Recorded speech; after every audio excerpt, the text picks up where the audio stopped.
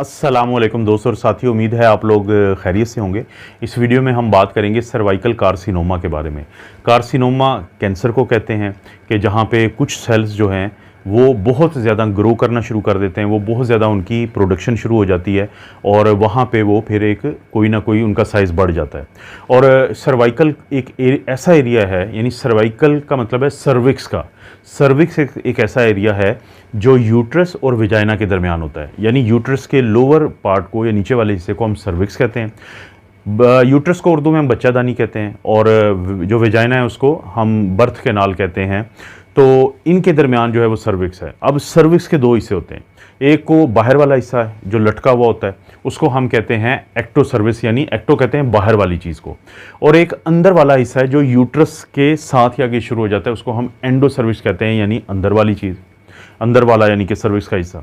अब ये जो यूट्रस नीचे आके सर्विक्स में तब्दील होती है और सर्विक्स का मुंह खुलता है फिर विजाइना में, तो बाहर वाला जो दरवाज़ा है इसको हम एक्सटर्नल ऑस कहते हैं, और अंदर वाला जो दरवाज़ा जहाँ पे जो सर्विक्स है वो यूट्रस में तब्दील हो रही होती है उसे इंटरनल ऑस कहते हैं।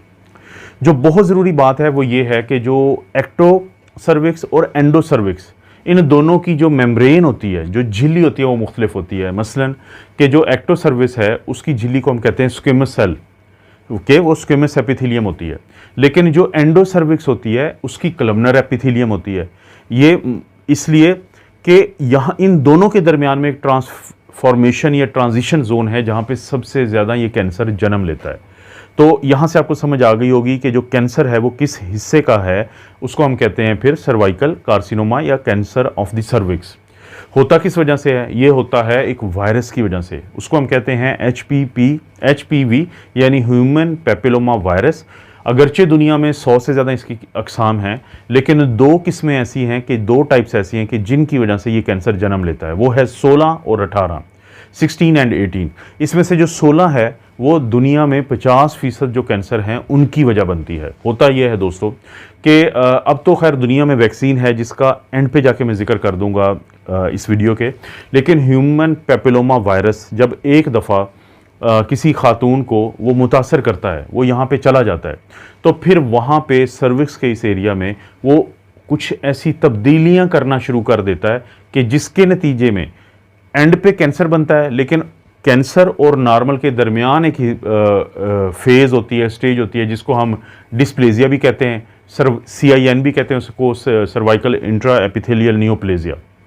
तो ये जो ह्यूमन पैपिलोमा वायरस है, HPV है, इस इन्फेक्शन से बचा जा सकता है, जिसकी वैक्सीनेशन है इस वक्त 16-18 टाइप की भी और 11-6-11-16-18 टाइप की भी, ये दो किस्म की वैक्सीन मिल जाती हैं और ये लगवाने से इस इन्फेक्शन से बचा जा सकता है।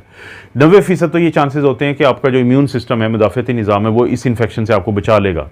लेकिन कुछ ख़वातीन में ये जो ह्यूमन पैपिलोमा वायरस है, जो डबल स्ट्रैंडेड, एक non enveloped double stranded DNA virus है, तो ये जब बार बार इन्फेक्शन करता है तो उसके बाद जो है ये कैंसर की तरफ बात जाती है। जैसे मैंने पहले भी जिक्र किया कि कैंसर से पहले ये कुछ तब्दीलियां करता है इन सेल्स के अंदर, जिसको हम डिस्प्लेजिया कहते हैं।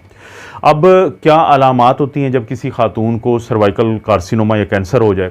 देखें, एक तो विजाइना से डिस्चार्ज होता है, विजाइनल डिस्चार्ज होता है। पहले वो पानी की तरह होता है जिसको हम वाटरी कहते हैं, और बाद में उसका रंग रेड या ब्राउन हो जाता है और उसमें से स्मेल बहुत बुरी आती है। और इसी तरह से जैसे जैसे फिर ये मसला आगे बढ़ता जाएगा तो इसी के साथ साथ उन ख़वातीन में फिर ब्लीडिंग, विजाइनल ब्लीडिंग शुरू हो जाती है।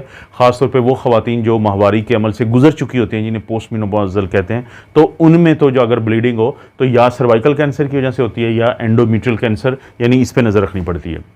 इन अलामात के अलावा ख़वातीन को पेट के नीचे के हिस्से में दर्द रहना शुरू हो जाता है, कमर के पिछले हिस्से में दर्द रहना शुरू हो जाता है। तो इस तरह की अमूमी अलामात भी जन्म लेती हैं।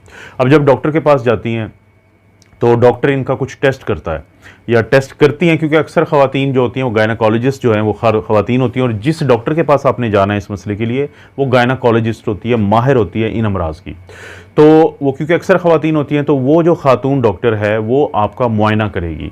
उस मुआयने के दौरान वो आपका एक सैंपल लेगी, इसे हम कहते हैं पैप स्मीयर, पपानी कोलाउ। ये बड़ा एक इंटरेस्टिंग सा नाम है, तो इसीलिए क्योंकि मुश्किल होता है लोगों के लिए प्रोनाउंस करना, तो इसको पैप स्मीयर कहते हैं। ये एक ब्रश की मदद से एक्टो और एंडोसर्विक्स और दोनों का जो ट्रांसफॉर्मेशन जोन या ट्रांजिशन जोन है, वहाँ से ब्रश जो है वहाँ से कुछ सेल ले लेता है, उनको फिर माइक्रोस्कोप के नीचे चेक किया जाता है, फिर वहाँ से अंदाज़ा लगाया जाता है कि ये नॉर्मल हैं, ये डिस्प्लास्टिक हैं या कैंसर हो चुका है। एक तो ये चीज़ की जाती है, और इसके अलावा एक डायग्नोस्टिक कोल्पोस्कोपी होती है। कोल्पोस्कोपी क्या करते हैं कि देखें, जो तो ये किया था जो पैप स्मीयर, इसके लिए स्पेकुलम होता है एक काला, उससे जो वेजाइना है उसमें उसको डाला जाता है और फिर ब्रश की मदद से लेते हैं। लेकिन जो डायग्नोस्टिक कोल्पोस्कोपी है उसमें जो गायनाकोलॉजिस्ट है वो एक मशीन की मदद से, जिसको कोल्पोस्कोप कहते हैं, वो स्पेकुलम ने जो वेजाइना को खुला किया हुआ है तो उसके अंदर बाकायदा वो देखती है और उसके बाद वहाँ पे एक पाउडर छिड़कती है या एक चीज़ छिड़कती है जिसको हम लिक्विड भी हो सकता है, एसिटिक एसिड कहते हैं 3%। अब ये जो एसिटिक एसिड होता है ये वहाँ पे एसिटो वाइट जोन बनाता है जाके, और वो जितना ज़्यादा कैंसर की स्टेज होगी बढ़ी हुई उतना ज़्यादा वहाँ पे सफ़ेद रंग का एक जोन बन जाएगा जिसे एसिटो वाइट जोन कहते हैं। तो ये बेसिकली क्या है, ये डायग्नोस्टिक कोल्पोस्कोपी है। तो इससे भी पता चल जाता है कि नॉर्मल है या ट्यूमर और नॉर्मल के दरमियान की स्टेज है या कैंसर हो चुका है।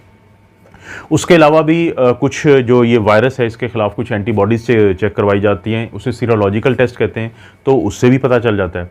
अब एक दफ़ा अगर पता चल गया तो फिर ये अहमियत होती है कि वो कैंसर किस स्टेज पे है। इब्तदाई स्टेज पे है कि अभी बहुत ज़्यादा वो कैंसर की तरफ नहीं गया, इब्तदाई तब्दीली है, या वो कैंसर बन चुका है और वो कैंसर सिर्फ वहीं पे है सर्विक्स में, या वो यूट्रस और विजाइना में फैल चुका है, या फिर वो इधर उधर के हिस्से। ये स्टेजिंग होती है, ये मुख्तलिफ सिस्टम हम बनाए हुए हैं कि जिस तरह बेथिस्टा एक सिस्टम है उससे हम स्टेजिंग करते हैं, फिर CIN एक सिस्टम है, और इसी तरह से फिर फिगो सिस्टम है कि जिससे पूरा हमें पता चल जाता है कि बुनियादी तौर पर जो सर्वाइकल कैंसर है वो कितना ज़्यादा फैला हुआ है।